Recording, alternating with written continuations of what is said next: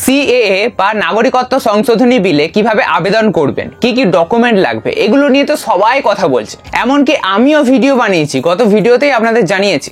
কিন্তু যেগুলো নিয়ে কেউ কথা বলছে না, যেমন সিএএ তে আবেদন কত দিনের মধ্যে করতে হবে, সময়সীমা কত, লাস্ট ডেট কত, সিএএ এর মাধ্যমে যে নাগরিকত্ব দেওয়া হবে সেটা একজন সাধারণ ভারতীয় আর যে নাগরিকত্ব দেওয়া হবে তার মধ্যে কতটা পার্থক্য রয়েছে, সমান না আলাদা, সমস্ত কিছু নিয়ে আজকের এই ভিডিওতে আমি আপনাদের সামনে কথা বলবো আর সমস্ত তথ্য আপনাদের সঠিক দেব। তো বন্ধুরা চলুন ভিডিওটা শুরু করা যাক। সবার প্রথম প্রশ্ন যে সিএএ বা নাগরিকত্ব সংশোধনী আইন, এইটার সময়সীমা কত আবেদন করার, মানে কতদিন পর্যন্ত আপনারা আবেদন করতে পারবেন। দেখুন, এর কোনো সময়সীমা বেঁধে দেওয়া হয়নি, আপনারা ধীরে সুস্থে এর মধ্যে আবেদন করতে পারবেন।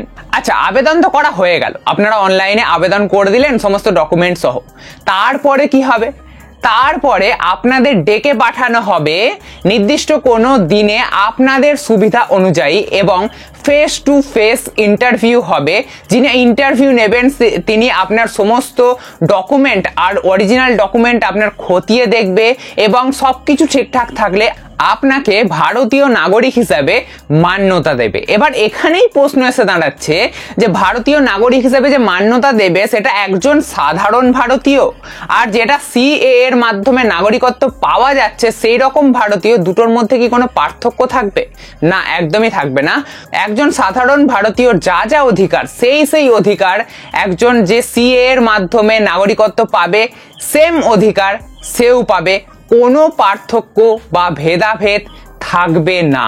আচ্ছা, যে ডকুমেন্ট চাওয়া হয়েছে সেই ডকুমেন্ট তো সবার কাছে নাও থাকতে পারে, তাহলে সেক্ষেত্রে কি করা হবে? দেখুন, যে ডকুমেন্ট চাওয়া হয়েছে তার একটা লম্বা লিস্ট রয়েছে। তো সেই লিস্টটা অলরেডি আগের ভিডিওতে আলোচনা করেছি আর এই ভিডিওতে পুনরায় আবার আলোচনা করে ভিডিওটাকে ফালতু লম্বা করছি না।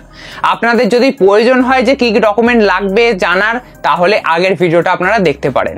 আজকের ভিডিওতে যেটা বলছি যে যদি কোনো ডকুমেন্ট কোনো মিসিং থাকে বা আপনাদের কাছে কোনো ডকুমেন্ট নেই, তাহলে সেক্ষেত্রে কি হবে? এক্ষেত্রে অমিত শাহ একটা ইন্টারভিউতে বলছেন যে এরকম ধরে নেওয়া যাচ্ছে যে 85% মানুষের কাছে সমস্ত ডকুমেন্ট রয়েছে।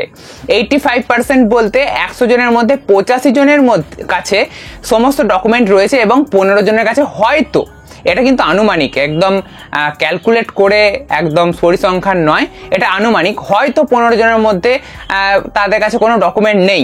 কিন্তু ডকুমেন্ট না থাকলে কি করা হবে তাদের নিয়ে, সে নিয়ে এখনো পর্যন্ত কোনো সিদ্ধান্তে আসা যায়নি। ভবিষ্যতে তাদের ব্যাপারে ব্যবস্থা নেওয়া হবে। কিন্তু এখন শুধুমাত্র যাদের ডকুমেন্ট রয়েছে, ভ্যালিড ডকুমেন্ট, অরিজিনাল ডকুমেন্ট রয়েছে, তো তাদেরকে এখন সিএএ এর মাধ্যমে নাগরিকত্ব প্রদান করা হবে। আর হ্যাঁ, এখানেই বলে রাখা দরকার, এটা নাগরিকত্ব প্রদান করার আইন, নাগরিকত্ব ছিনিয়ে নেওয়ার আইন নয়। আপনাদের এরকম অনেক গুজবে আপনারা কান দিয়ে থাকতে পারেন, যে অনেক কিছু শুনে থাকতে পারেন যে নাগরিকত্ব হয়তো আপনাদের কাছ থেকে ছিনিয়ে নেবে, আপনারা হয়তো এই সিএএ তে আবেদন করলে আর ভারতীয় নাগরিক থাকবেন না। এটা কিন্তু নাগরিকত্ব ছিনিয়ে নেওয়ার আইন নয়, এটা নাগরিকত্ব দেওয়ার আইন। তা বলে সমস্ত ভারতবাসী এতে আবেদন করে বসলেন এরকম কিন্তু নয়। আর সমস্ত ভারতবাসীর জন্য এটা নয়। কাদের জন্য তাহলে এই আইন?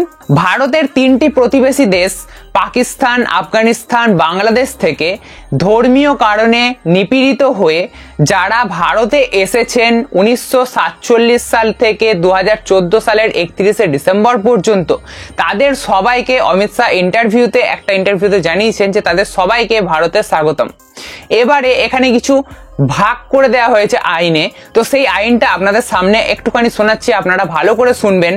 দেখুন, আইনে বলা হচ্ছে যে কারা ভারতীয়, যদি কারোর জন্ম 1950 থেকে 1987 সালের মধ্যে হয় তাহলে তারা জন্মসূত্রেই ভারতীয়। আর যদি কারোর জন্ম 1987 থেকে 2004 সালের মধ্যে হয় তাহলে তাদের বাবা মায়ের নাগরিকত্ব দেখা হবে যে তারা ভারতীয় কিনা। যদি ভারতীয় হন তাহলে তারা ভারতীয়। আর 2004 পর থেকে 2014 পর্যন্ত, 2014 ডিসেম্বর পর্যন্ত যাদের, 31শে ডিসেম্বর পর্যন্ত যাদের জন্ম, তাদের ক্ষেত্রে দেখা হবে যে তাদের বাবা বা মা ভারতীয় কিনা এবং অপরজন, মানে বাবা ধরুন ভারতীয় এবং মা অবৈধ অনুপ্রবেশকারী না হলেই চলবে। ঠিক আছে, যদি আপনারা এই রুলসের মধ্যে না পড়েন তাহলেই আপনাদের অনলাইনে আবেদন করতে হবে সিএএ এর মাধ্যমে নাগরিকত্ব পাওয়ার জন্য, এবং ভ্যালিড ডকুমেন্ট, অরিজিনাল ডকুমেন্ট আপনাদের সঙ্গে নিয়েই আবেদন করতে হবে। এবং ইন্টারভিউতে যখন ডাকা হবে তখন আপনাদের সেই অরিজিনাল ডকুমেন্টগুলো দেখা হবে এবং সেগুলো দেখেই আপনাদের নাগরিকত্ব প্রদান করা হবে। এই হচ্ছে পুরো প্রসেস। আশা করব আজকের এই ইন্টারেস্টিং ভিডিওটা আপনাদের খুব ভালো লাগবে। যদি আপনাদের ভালো লেগে থাকে তাহলে অবশ্যই আপনাদের বন্ধুদের সাথে শেয়ার করুন, কারণ তাদেরকেও এই ব্যাপারটা জানতে হবে যেটা নিয়ে কেউ কথা বলছে না, মানুষের মধ্যে প্রশ্ন রয়েছে, মনের মধ্যে একটা ডাউট আসছে, সেটা আমি আজকে ক্লিয়ার করার চেষ্টা করলাম।